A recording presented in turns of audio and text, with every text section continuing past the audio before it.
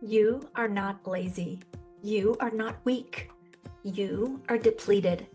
And there is a difference, a real significant life-changing difference that is going to change everything about how you run your business, how you lead, and honestly, how you see yourself. Because here's what I know. The women who come to me almost burned out, they are not the ones who aren't trying hard enough. They are the ones trying the hardest. The ones with the packed calendars, the full client rosters, the answered DMs at 11 p.m. And somewhere along the way, they forgot that they were a person, not a performance. Stay with me, because this is the video I wish someone had made for me. Here's what I call the high performers burnout trap. And it's sneaky because it doesn't look like failure. It looks like success. You're achieving, you're growing, you're showing up. And on the outside, everything looks great. But on the inside, you're running on fumes. You wake up tired. You spend your whole day giving. You fall asleep with your to-do list still running in your head. And the next morning, you get to do it all over again. And what's actually happening?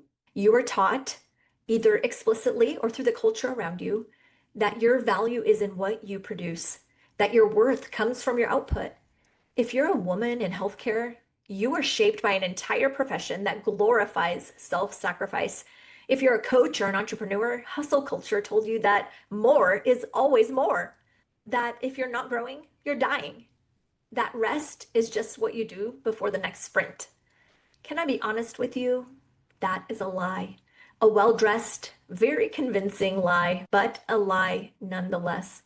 And the burnout that you're feeling right now, it's not a sign to push harder. This is a signal, a very loud signal from your body, your spirit, and yes, from God, that something in the way that you're running your life is not sustainable. So today I'm walking you through the 3 root causes that I see most often in high-performing women. Then I'll give you a practical 10-minute tool that you can use today. I have a resource waiting for you in the description that I made specifically for this moment.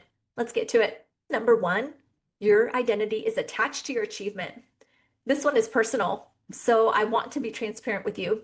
For years, I defined myself, what I could do for others, what I could produce, what I could prove. And if you're a high-performing woman, a coach, a healthcare professional, a leader of any kind, there's a real chance that some part of you somewhere deep down believes that your worth is measured by how much you can accomplish. And here's the thing, that is not a productivity problem. That is an identity problem. Because when your identity is fused with your output, rest becomes threatening. Slowing down feels like you're falling behind. Saying no feels like failing. Psychologists call it contingent self-worth. Your sense of value is conditional. It depends on performance. It depends on results. And here's what this looks like in real life. You can't take a day off without feeling guilty. You check email on vacation. You apologize when you don't respond instantly. You feel most okay when you're actively useful to someone. Does this sound familiar? This is the trap, and most women living in it, they don't even know that they're in it, because from the outside, it just looks like dedication. But here's what I know from scripture, from walking alongside women who have been exactly where you are. Your identity was never meant to come from what you build. Matthew 11:28, Jesus said, "Come to me, all who are weary and burdened, and I will give you rest." He doesn't say, perform better and then come. He doesn't say, earn the rest first. He says, come as you are, weary, burdened, depleted. That changes everything. Pause with me for a second. Think about the last time that you genuinely rested, without guilt, without your phone, without a reason to justify it. How long ago was that? If you can't answer that easily, that's data. Sit with that. Root cause number 2, caretaker overflow, no margin. Women who burn out the hardest are almost always wired to give. And I want to say something before I go further. That is a gift. It is genuinely a beautiful thing about how you're made. But a gift without a container becomes a wound. If you're in healthcare, you are trained, literally, to put the patient first every time. That's the profession. That's the culture. If you're a coach or a mentor or a leader, you chose this work because you love people. You genuinely pour yourself out. But here's the problem. There's no system for replenishment. You pour out, you give, and out, and you tell yourself you'll rest later. You'll set those boundaries next month. You'll take that vacation eventually. And I want you to hear this. And I mean this as a diagnosis, not a criticism. You're not burned out because you care too much. You're burned out because you're carrying without margin. Margin is not a luxury, it is a necessity. Think about your phone. If you run it down to zero every single day and only charge it for a few minutes in the car, over time the battery degrades. It stops holding a charge. You are no different from that. You need white space, actual uncommitted space in your calendar that belongs to no one. Not a task, not a meeting, not even a ministry. Just space. Because a full calendar has no room for the unexpected, no room for the divine appointment, no room for what God is actually trying to do in the margins of your life. And here's the hard truth. If your calendar has no margin, you didn't build a life. You built a machine, and machines eventually break. I had a client, a nurse practitioner, who had built her practice on the side of a full clinical caseload, and she came to me completely undone. She said, I feel like I'm failing at everything. She wasn't failing, she was just overpouring. She had just never been given permission to stop. And that's the thing nobody tells high performing women. Stopping is not failing, it's the most strategic thing that you could do. Root cause 3, the misaligned calendar. This one is the most practical, and once you see it, you can't unsee it. A misaligned calendar means your time doesn't match your values. You say rest is important, but your calendar has no rest. You say family first, but your calendar says meetings are first. You say your faith is the foundation of who you are, but your calendar, it has no time for prayer, for stillness, for any of it. This is not a character flaw. This is a design flaw. Most of us build our calendars reactively. We fill it in with what is urgent. We say yes to what felt important at the moment. But over time, the calendar became a record of everyone else's priorities, not ours. When you're living from a calendar that doesn't reflect your values, your soul feels the friction every single day.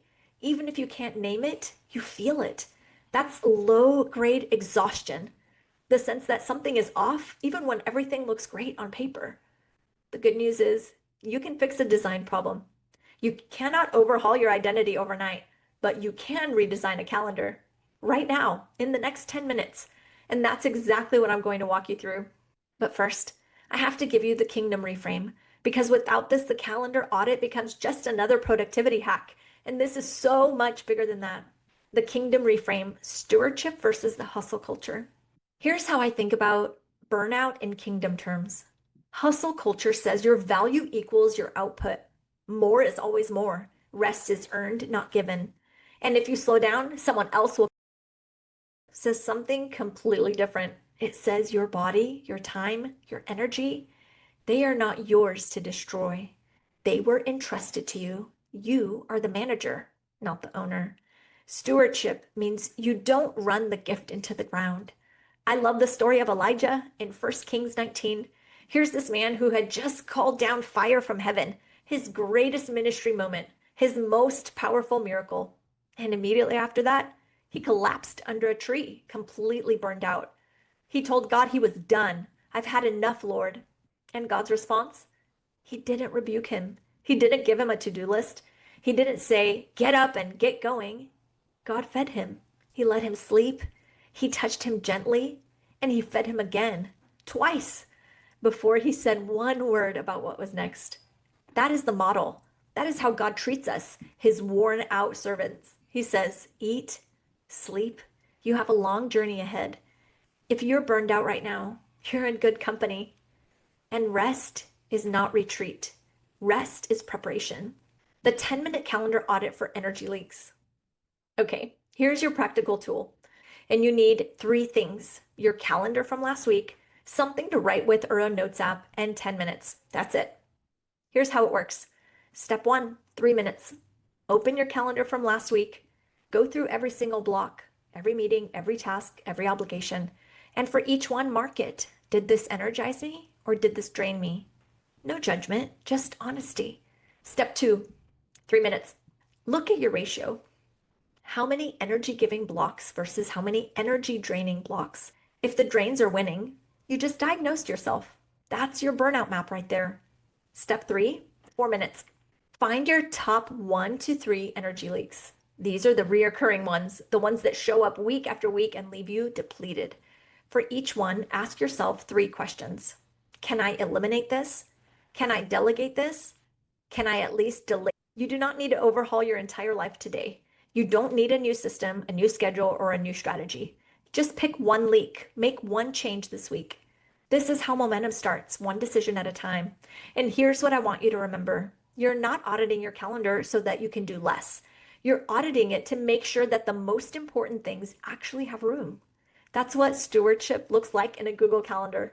Now, if you're sitting here thinking, okay, but what if my entire business model is the energy leak?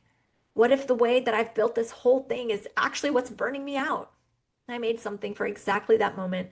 It's called the Kingdom Profit Check. It's a resource I created specifically for women who are building or running a business and need an honest look at whether what they're doing is truly aligned spiritually, strategically, and sustainably.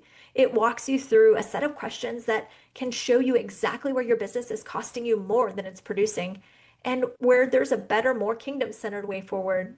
The link is in the description below. Would you grab it, sit with it, and be honest with yourself when you do? And if you're ready for a real conversation, someone to actually sit with you and help you build something sustainable from the inside out, my coaching calendar is linked there too. You don't have to figure this out alone. You were never meant to. Now, before you go, if this video spoke to something real within you, would you share it with one woman in your world who needs to hear it? There is a woman in your life right now who's running on empty, and she needs someone to look her in the eye and say, you are not lazy, you are not weak, you are depleted, and there is a way through. I'll see you next time. Until then, take care.